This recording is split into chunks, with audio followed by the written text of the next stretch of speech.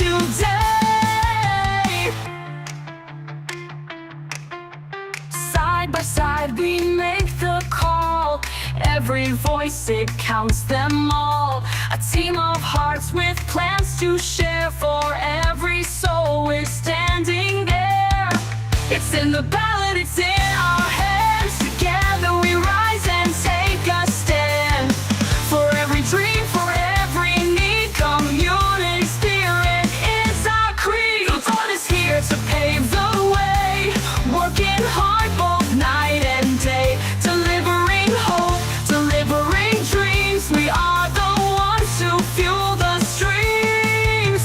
Every corner, every street, we bring the change that makes us meet.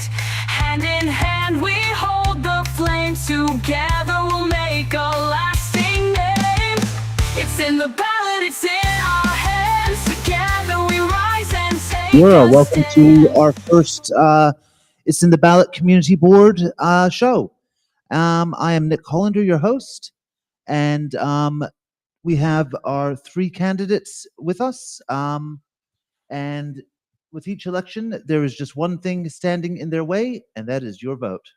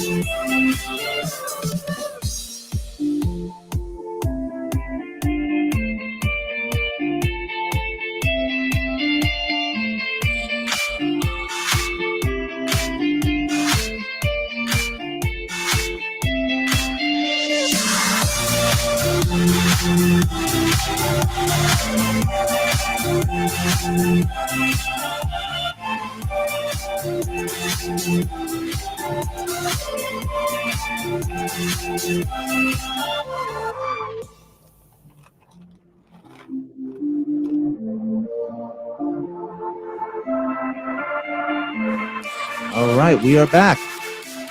All right, I will introduce our candidates. Closest to me, we have Rupert, followed by Tui and Tanya. We're going to start off with 1 minute statements from opening statements from the candidates. And let's go with the order I introduced. Rupert, you're up. Kia ora tātou. Oh, microphone. Rupert Watson. Oh, right. Kia ora tātou. Okay. Thank you. I'm Rupert Watson. I've lived in Featherston about 18 years. I'm a movement teacher and a health contractor at Parliament, among other things. I enjoy the community a lot. I'm connected in various ways, sporting, cultural, things like that. And I've actually stood for the community board before, but that's a longer story, so it's not happening right now. Thank you, Rupert. All right, Tui, your opening statement. Kia ora koutou, ko Tui Rutherford toku ingoa. I'm a resident of Featherston, have been here since 2021. I'm a father of four and a shed tinkerer. I am passionate about retaining the culture and character of Featherston and helping it map out its future into the upcoming development. And I look to work with council, elected members, officials, community board, and the community to make sure that we are getting good decision making for the community. I'm standing for a second term on the community board and look forward to your vote for me. Thank you, Tui. Tanya. Kia ora tātou, no tia mana aho, ko Tanya Schubert MacArthur toku ingoa. Nā reira, tēnā koutou. My name's Tanja Schubert-MacArthur. I'm from Germany originally and have moved to Featherston 4 years ago because we couldn't afford a house in Wellington. And it turned out the best thing ever because we love Featherston, we love the community, and I've been involved with the community garden, with Matariki, organizing our Matariki Hangi and other events. And this is my way of giving back to the community, so please vote for me. Kia ora. Thank you, candidates. All right. We have our, we're going to start with our the next part of our show, which is questions. Now, unlike traditional, it's in the ballot shows.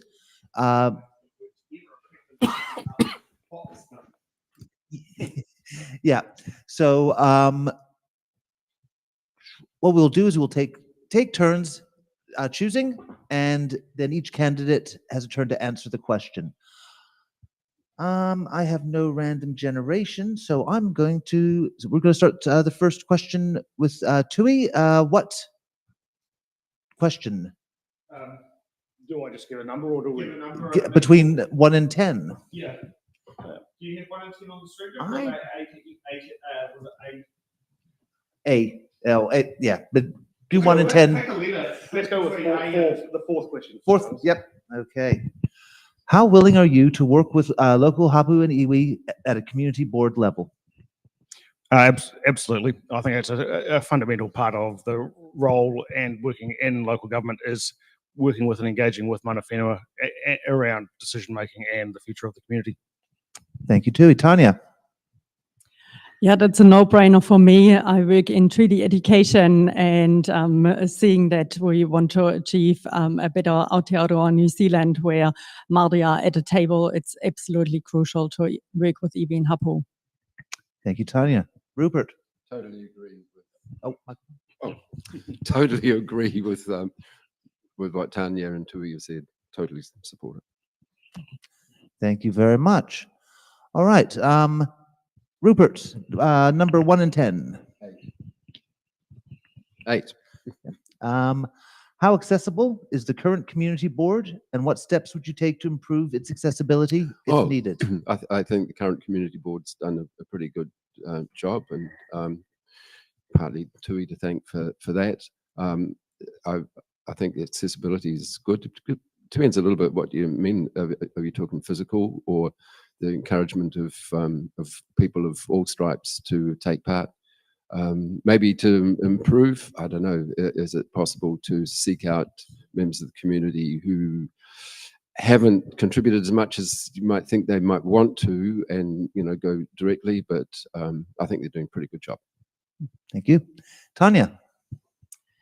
So I think it's working pretty well at the moment for certain people, but then there's a whole bunch of other people who are not participating in community board meetings or miss out on communication. So there's some room for improvement for outreach, perhaps going different venues. I could imagine going to the bowls club in summer, having informal chats to people who go there frequently, and perhaps thinking about different times as well. So often evenings are quite busy for young families.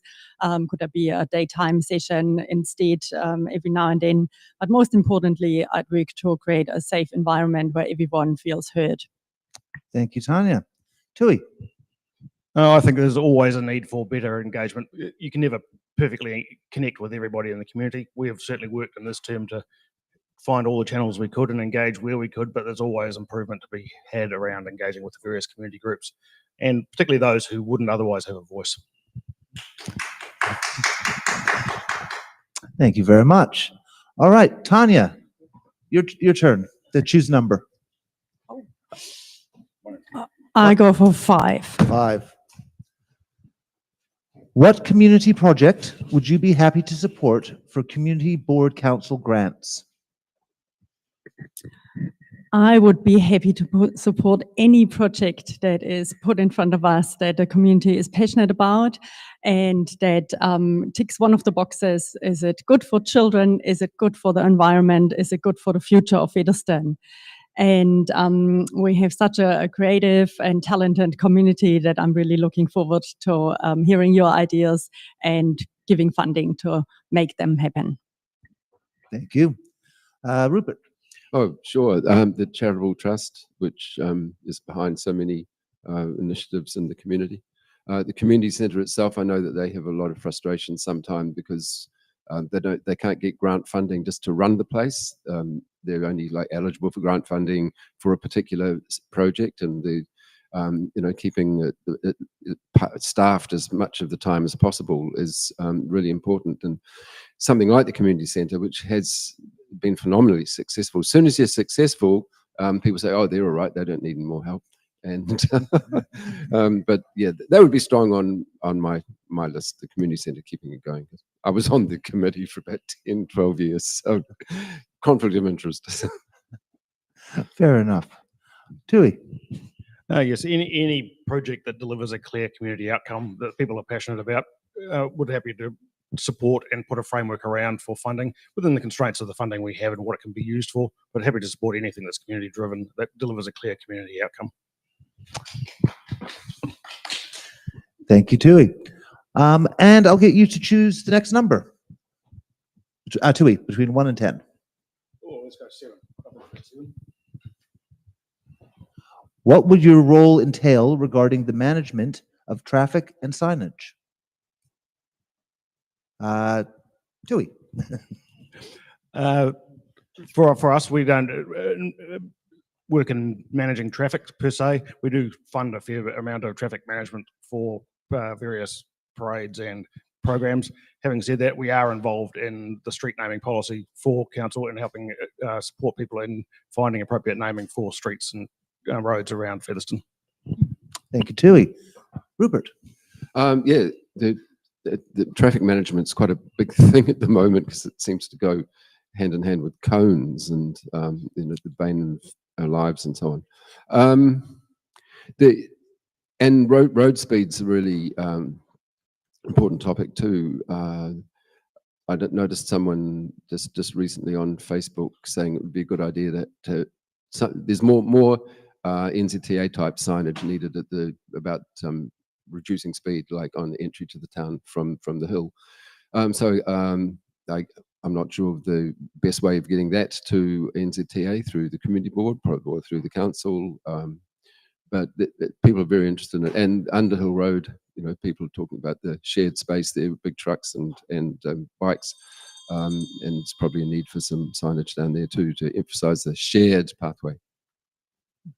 Thank you, Rupert. Tanya. Yeah, what Rupert said. Also, I think it'd be fabulous to have a sign coming into Featherston, a proper welcome sign. I know there has been a lot of talk on Facebook for people to wanting it to come back and be erected safely. So there's some scope for the community board to support that and liaise with the council to make it happen. And traffic, talking about wanting a safe community. Our kids are walking the streets of Featherston or cycling on their bikes. And I'm sure there are some improvements to be made in terms of traffic management. Thank you, Tanya. Does anyone know, is there a good welcome sign coming in from the north? I can speak to the Welcome to Featherston signs, otherwise known as the WTF signs. And Claire, who's with us today as well, was on the previous board that had dealings with that. And I believe the board before that had dealings with it as well. It has a long and very colourful history. It is now outside the remit of community board to manage that in the meantime, but we're happy to support if we can find a way through. I'll be honest, I deleted notice whether I was in the 70 or 50k area when I came in. All I remember is coming in and there's the 40k sign. That's how quick you're in Featherston. Yeah, well, you go around the corner as well. So. Yeah. Oh, thank you. All right. Rupert, I'll get you to choose a number. 2. 2? 2. All right. How would you stand up for your community interests if it differs from your own opinion? And I'll get you to answer that. That's a curly one. How would you stand up for your community interest if it differs from one's own? It's very hard to imagine that situation. So I'm having to really look closely at those words to try and figure them out. But if you had a disagreement about something, you just respectfully state what the grounds of the disagreement are, and put oneself out of it and listen hard to what the other people are saying. Thank you, Rupert. Tui. But for mine, that's part of the job. Is we're elected to represent the community, not our own interests. As part of that, I can't think of a significant piece of work we've been involved in where I've agreed with everybody in the mix. But part of the job is to help facilitate the community's view on a given topic, or articulate the different views back to council and help them make good decision making around those community views. Thank you, Tui. Tanya.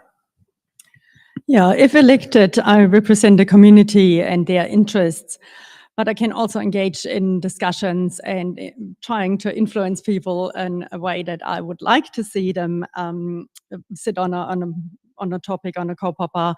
But yeah, if it was a scenario where the position goes against my own conscience, I would have to abstain or step down. But yeah, otherwise, I'm here for the community, and I'm sure that our values will align. Thank you very much. And Tanya, I'll get you to choose a number.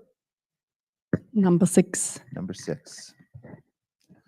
What factors currently support community gardens in your area, and what actions can be taken to improve or create new ones? I think it's a good... Yeah, that's a good question, because I helped establish the current community garden behind St. Andrew's Church, and stood before the community board to fundraise and get a community grant. So that's one of my projects that I'm very passionate about, and I think it's just fabulous how people come together for Working Bee once a month, and crop swap as well, and how we can slowly build food security in the community and share it at a community pantry and so on. But yeah, we need more of that kind of project, and we need the ongoing funding to maintain it. Our shed was broken in, so we probably need a security camera and things like that. So what was the question again? Yeah, I would say improve the one we've got, and then think about expanding and taking to the berms of Featherston. Thank you, Tanya. Tui. Yes, my wife was also heavily involved with Tanya in the foundation of the community garden. I helped build the shed that did get broken into, and was part of the community board that funded part of that program as well. Having said that, community gardens are a matter of huge interest for myself and for quite a number in the community, whether it be urban orchards, whether it's community gardens, whether it's berm planting, and a number of other ways of greening and bringing in fruit and vegetables into the community. More than happy to support any initiative in that area. We are also currently, as a community board, working with council on a berm planting policy for originating out of Featherston, but for the region. Thank you, Tui. Rupert. Oh, I'm really interested to hear about the berm planting policy. That sounds really, really good, because I've wondered what to do with mine. The community gardens are amazing around here. I'm thinking of the one just at the foot of the hill where the track comes out down from One Tree Hill. It's amazing. And we always talk about a good community spirit in Featherston, and that's becoming increasingly necessary when you consider the costs rising for food, but people under pressure with just the whole rates thing. So that the more food security for everyone, and the more growing and sharing the basics like that, the better. And I think Featherston's got a really good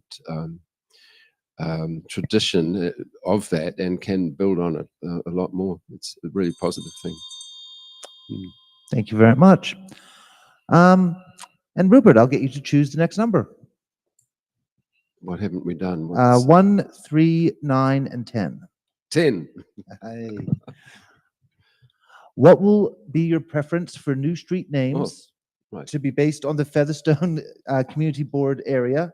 Example, former mayor names gifted from local iwi. Oh, could be arranged, but it's interesting getting beyond First World War generals. I've always wondered why Godley didn't get his name there. They've got Birdwood, but not Godley. I think tradition says that he was horrible to his New Zealand soldiers in the First World War. Anyway, I think Tui's been talking about it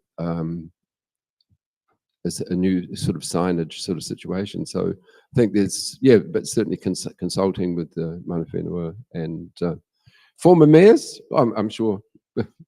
I'm sure at some point, but how far back you'd go, I'm not sure. Mm. Oh yeah, cool, Yes. cool. Yeah. Mm. Yep. Yep.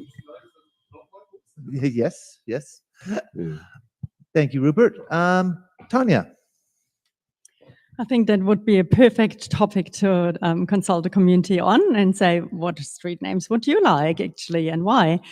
I'm currently reading the Waitangi Tribunal report, Wairarapa ki Tararua, and there's lots of place names that should be memorialized and street names in there. So local hapu and iwi should also be consulted. But I would strongly advocate for whatever street names we choose, that we actually use them as learning opportunities and add little labels to explain who that person was, why they should be remembered, what they're remembered for. And for example, I live on Bell Street, but for the first months I lived there, I thought it was named after a church bell until I did a bit of research. And can I suggest Penny Griffin Street? Oh, good one. Good one. Thank you, Tanya. Tui. Yes, having been on the board, we have had a number of conversations around street naming, and it depends on the context of the street, how important it is, how relevant to the broader community is. But having said that, always seeking to make sure that mana whenua are consulted. I know that the Māori Standing Committee are at the moment working on a policy, foundation for the policy around Māori names particularly. But having said that, always looking to take into context the views of the community for those, and in particular making sure that we are looking at all the aspects of history when we are using historical names. I want to ask, are you allowed to have duplicate street names in the same district? No, you're not allowed to have duplicate names. I think it might even be regional. I'm not sure how far that goes. We speak about Lower Hutt, they've got duplicate street names from the Borough Council days, but I think post that, are you allowed to say Queen Street and Great Queen Street and Featherston and Queen Street and Martinborough? Would that be allowed or not? As far as I'm aware, you're not. Well, certainly one of the things they look at is whether it's a duplicated name. So I would assume that it's not allowable now. Thank you. And Tanya. Number one. Oh, number one is chosen. We have 3, 9, and 10. Go with 9. How can the community board contribute to civil defense and emergency management in your area, in our area? Yeah, I think the current community board has done a really good job in terms of emergency response and preparedness, and run workshops here at the ANZAC Hall, which is an emergency hub. So we would continue that good work, and perhaps rather than just filling sandbags for flooding, looking at a better solution for the known spots where masses of water pool when it's raining, so that we can be safe in floods, earthquakes, bushfires, and have all those things in place. I think a lot of people want to be prepared at home as well, so the community board could help there with having, just being the conduit between council, emergency responses, and families. Thank you, Tanya. Tui. Yes, have been involved on the community board at ground level, filling those sandbags that Tanya mentioned, and a range of other things, clearing drains, etc. But we've also run a number of emergency management scenarios here that kept the community certainly entertained for a couple of afternoons. We've also worked to develop policies and guidelines and frameworks for that, and we have a whole manual for that purpose. We also run the emergency management hub here at the ANZAC Hall. Having said that, there is still more work to be done. This is a region that's very vulnerable to a range of environmental impacts and risks. So we really need to make sure that we have good emergency management practices in place at all times. Thank you, Tui. Rupert. So that's where the sandbags came from. Great. I've got nothing to add to those two very fine answers. Thank you. And let's see.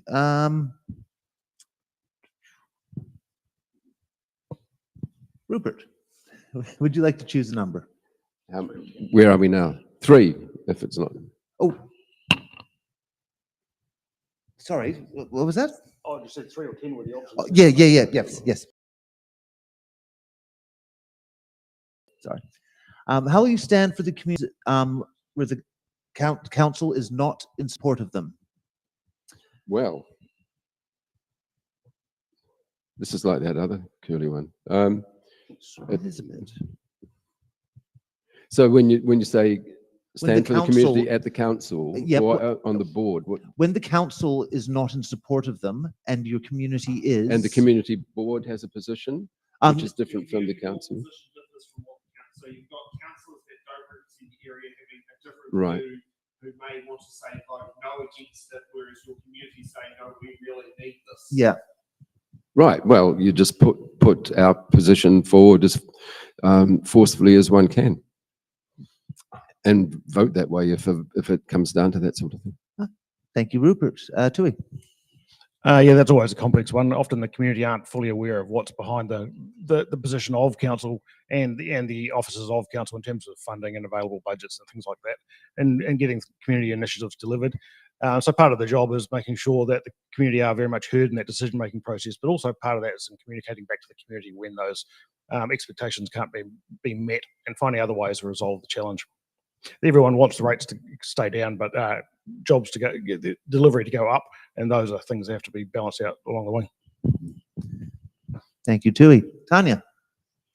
Yes, the community board, we are the voice of Featherston, so we would strongly put the view of Featherstonians forward to council. However, as others have said, there are constraints and it needs to be a conversation. So yeah, we can only do the best we can for our community. Thank you, Tanya. Now, I think we have one left. No, exactly. So let's see if I got this right. 9? Nope. 3, thank you. Nope. No, that's Thank. No, we don't. Okay, I think we have not done. All right, very quickly. Here we are. No, we've done. All right, we have finished our questions. Yes, yes, we'll ask the hard hitting. Sorry. Back here. Boom, boom, boom. This is one that, Here we are. What is your position on retaining the Tikaru o Te Ika a Maui Maori ward for South Wairarapa District Council and the Te Ubuku o Te Ika? Did you do this on purpose? I did not name the ward. No. Te Ubuku o Te Ika a Maui Maori constituency for Greater Wellington Regional Council, and why do you hold that position? We'll start with Tanya. Kia ora. Yeah, absolutely. It's so important to have Māori wards. And I was just reminded when you read the beautiful Māori names that actually Te Karo o Te Ika is the eye of the fish of Maui, which is Wairarapa Moana, and the upoko is the head of the fish. And it's so poetic, but I'm not sure if everyone in the community even knows that. So there's a bit of education to be done, a bit of advocating, and yeah, I think some people might fear that they lose power or something to Māori wards, but that's not true. And we need to have Māori represented, not just consulted. Thank you, Tanya. Tui. Yes, absolutely support. I fundamentally believe that one of the foundation elements of the treaty, Te Tiriti or Waitangi, is that Māori be involved in decision making in the mana whenua are involved in decision making in the community, and I think we have a 200-year history of having looked the other way for a lot of that. So absolutely and 100% in support of having those wards until we get to a point where that has been balanced and addressed. Thank you, Tui. Rupert. Yeah, definitely support. There was a young man from Whakatane who cycled to Wellington in the last school holidays. Jack, yeah. And he said a really interesting thing. He's 15, right? And his family are fairly activist up there. And he was delivering sort of leaflets at age 10, when the Māori Wood thing was gathering pace. And he said, you get a perspective that you just don't get anywhere else.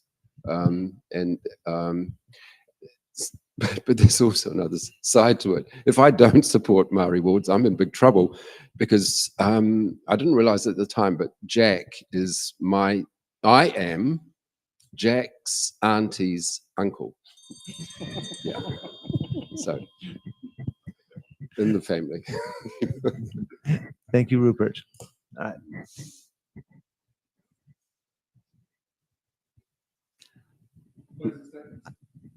Yes, 1 second. We are now at that part of our show where the candidates give their 1 minute closing statements, and we will start with Tanya.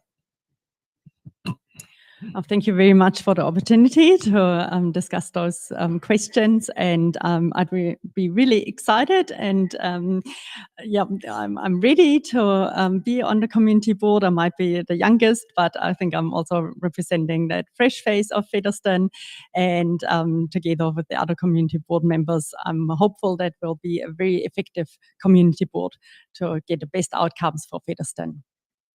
Thank you, Tanya. Tui.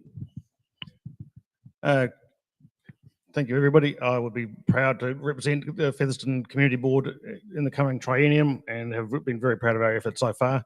Look to represent the community in the best interests of the community for council, and building a long plan into the future, dealing with issues such as the environment, the future of the community, and the children growing up in it, and look to support that going forward, and would be very happy if you vote for me to stay on the community board.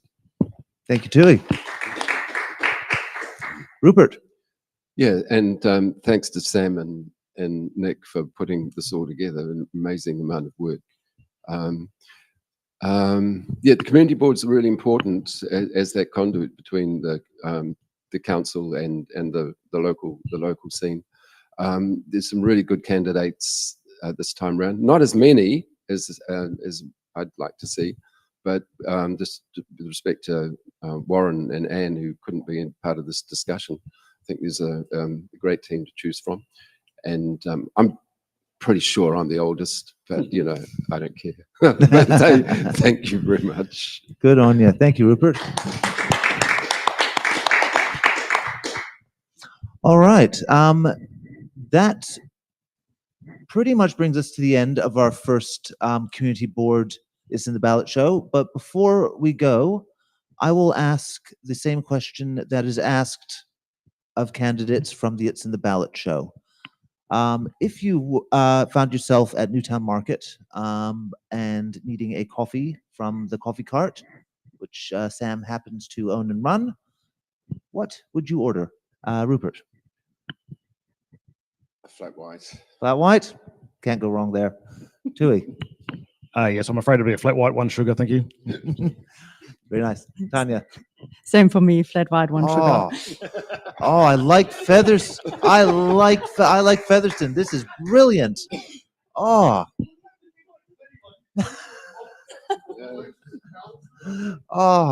We can still have a latte. Yes, thank you. I like Featherston. Can't go wrong here. All right. We are a non-profit organization. We are funded by small donations and whatever we have in our pockets. So anything you can donate would be much appreciated. We have a Give Little page. There we are.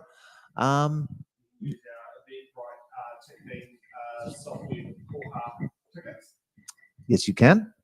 Yeah. So that's it from me, Nick, your host, and Sam, our everything else. And we'll be back at 4 for our Featherston General Award. All right. Thank you very much.